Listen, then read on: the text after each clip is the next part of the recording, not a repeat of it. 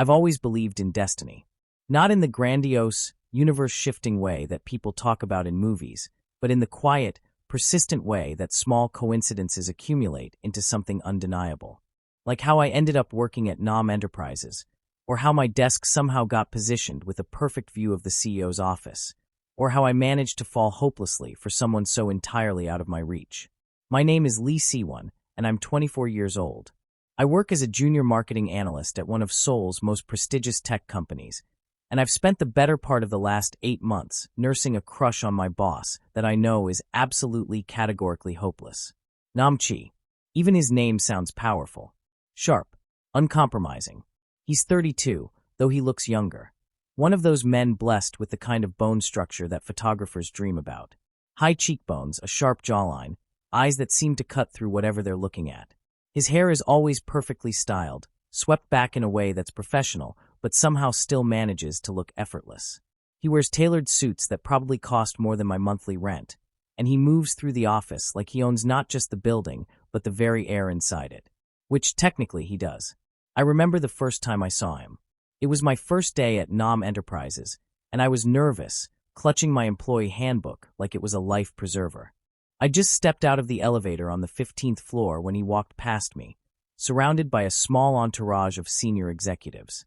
He didn't look at me, didn't even acknowledge my existence, but I felt the air shift as he passed. My friend and cubicle neighbor, Park Min-jae, had leaned over later that day and whispered, "That's CEO Nam.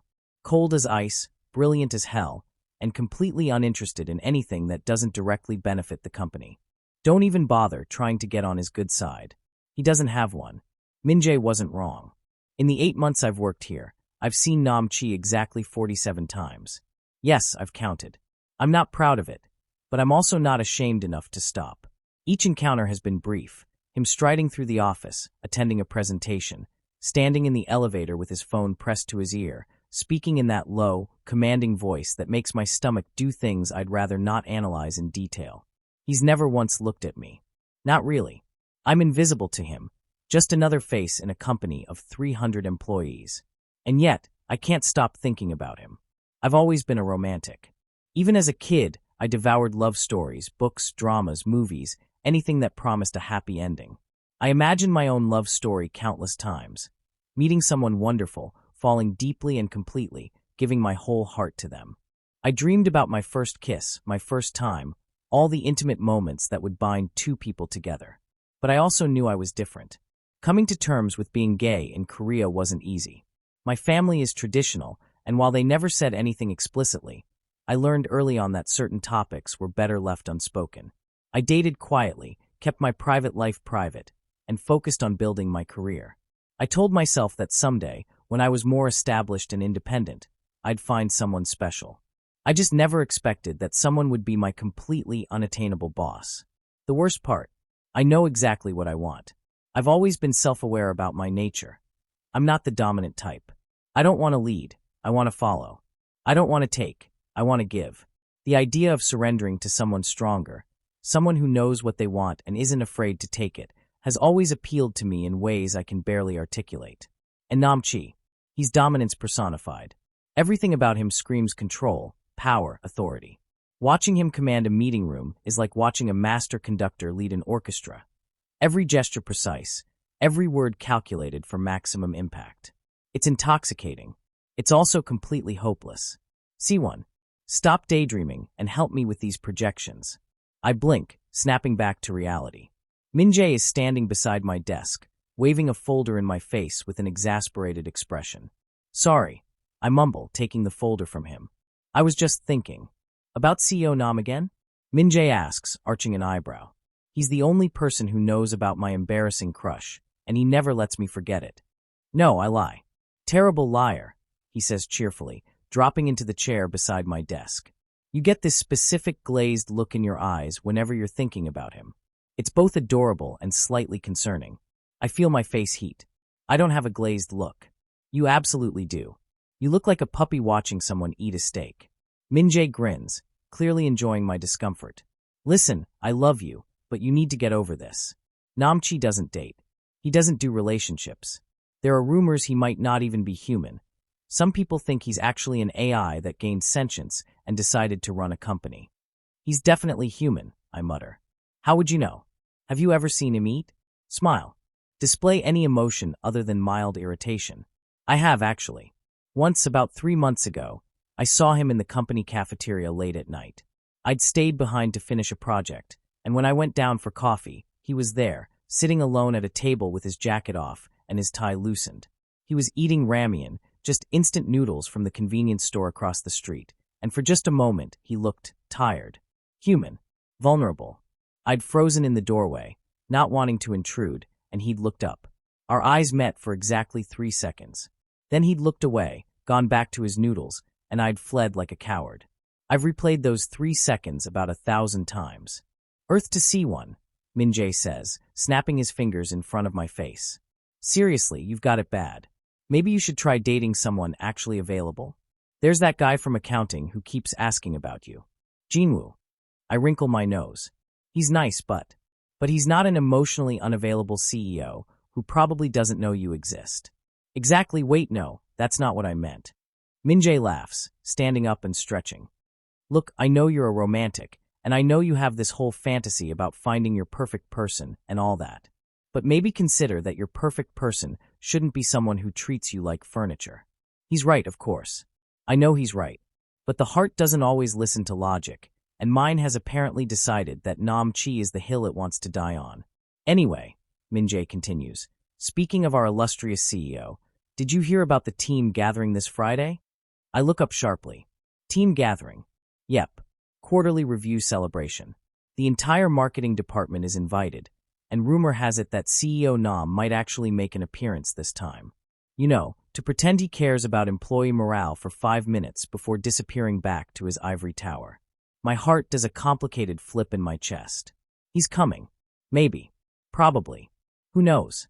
Min-jae shrugs. But if he does, maybe you'll finally get your chance to speak to him. You could say something smooth and impressive, sweep him off his feet, and ride off into the sunset together. That's not how real life works. I say, but I'm already imagining it.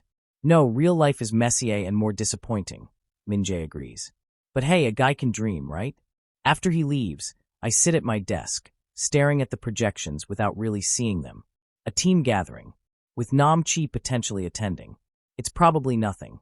He probably won't even show up, and if he does, he certainly won't notice me. But still, I let myself imagine, just for a moment, what it would be like if he did.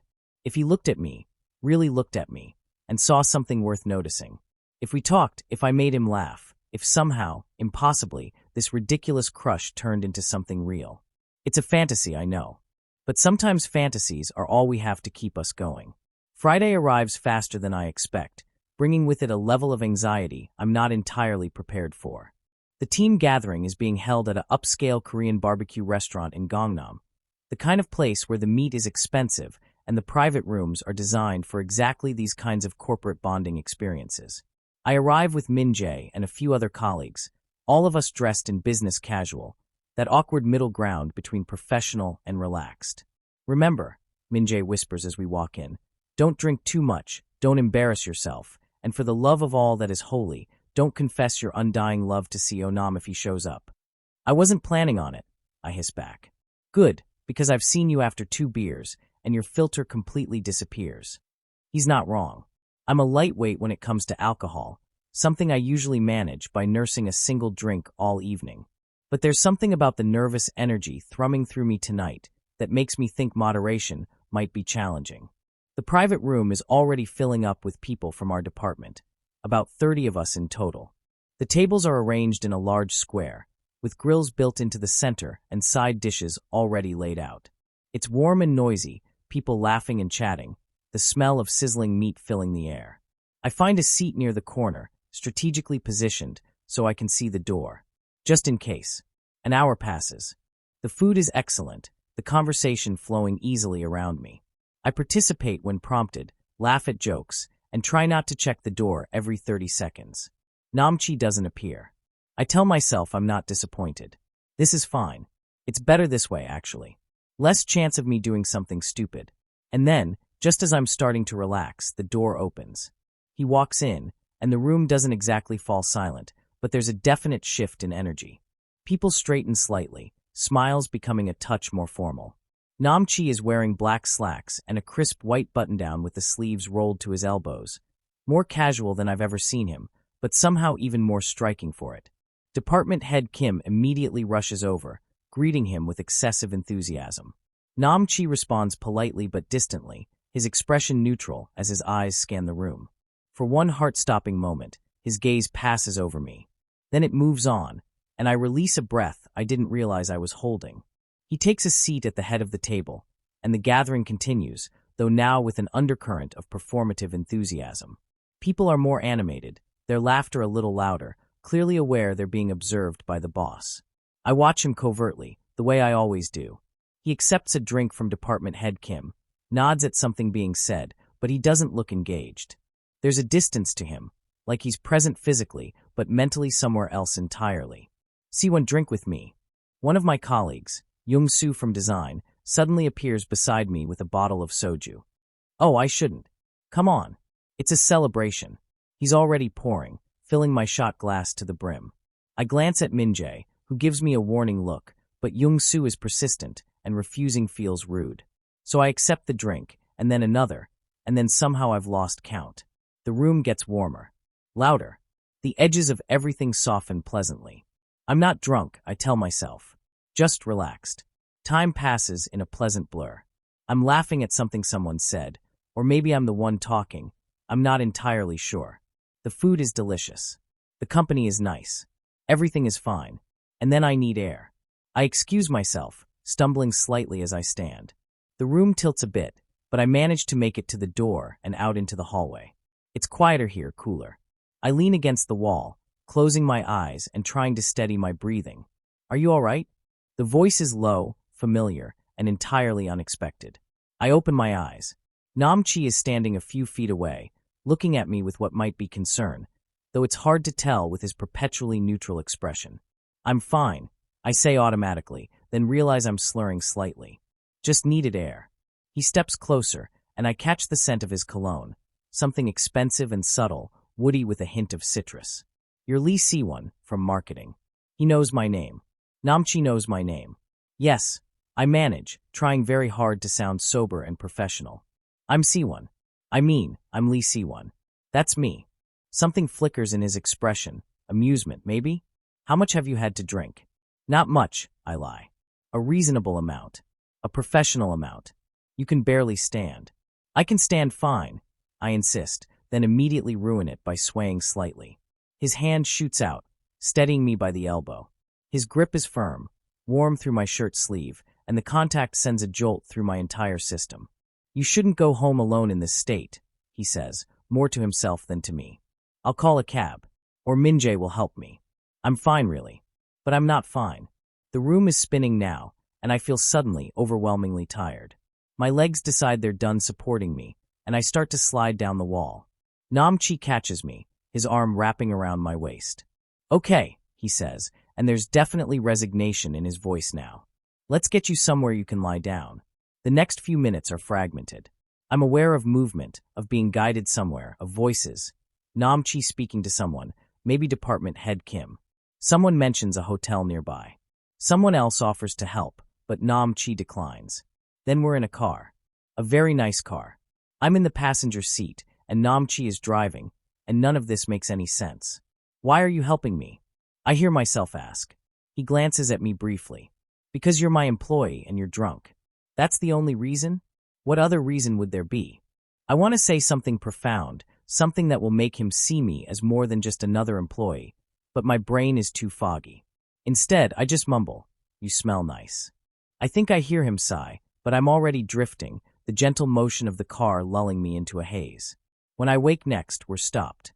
Namchi is opening my door, helping me out with surprising gentleness. We're in front of a hotel, not just any hotel, but one of the luxury ones in Gangnam, all glass and gleaming surfaces. Can you walk? He asks. I nod, but walking proves optimistic. He ends up half carrying me through the lobby, which should be embarrassing but currently just feels nice. He's strong and warm, and I let myself lean into him more than strictly necessary. The elevator ride is a blur. Then we're in a room, A beautiful room with floor-to-ceiling windows and a massive bed and tasteful artwork on the walls. Namchi guides me to the bed, and I collapse onto it gratefully. The mattress is incredibly soft, and I sink into it with a contented sigh. "Sleep it off," I hear him say. "I'll be in the sitting room if you need anything." "Stay," I find myself saying. There's a long pause. "That's not appropriate." "Nothing about this is appropriate," I point out, which seems logical to my drunk brain. "But you're here anyway." Another pause, longer this time. Then I feel the mattress dip as he sits on the edge of the bed, not lying down but present.